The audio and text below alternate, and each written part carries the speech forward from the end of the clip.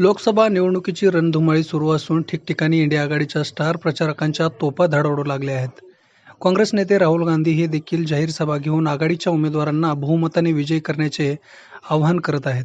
दरम्यान सोलापूर येथे काँग्रेसच्या अधिकृत उमेदवार प्रणिती शिंदे यांच्या प्रचारार्थ 24 एप्रिल रोजी राहुल गांधी यांची जाहीर सभा पार पडणार आहे.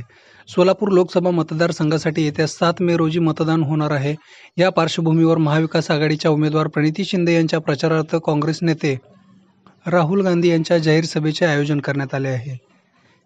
ही सभा दिनांक 24 एप्रिल रोजी सोलापूर शहरातील मर्याई चौकातील एक्झिबिशन ग्राउंड येथे दुपारी 3 वाजता पार पडणार असल्याची माहिती निवडणूक प्रमुख प्रकाश येलगुलवार, सोलापूर शहर काँग्रेसचे अध्यक्ष चेतन नरोटे आणि काँग्रेस जिल्हा कार्याध्यक्ष नंदकुमार पवार यांनी दिली आहे.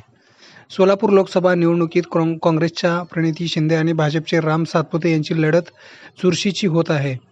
सध्या प्रणिती शिंदे या गावभेट दौरे करून मतदारांच्या गावभेटी घेत आहेत. प्रणिती शिंदे यांच्या प्रचाराचा वेग वाढला असून मतदारांचाही उत्स्फूर्त असा प्रतिसाद मिळत आहे.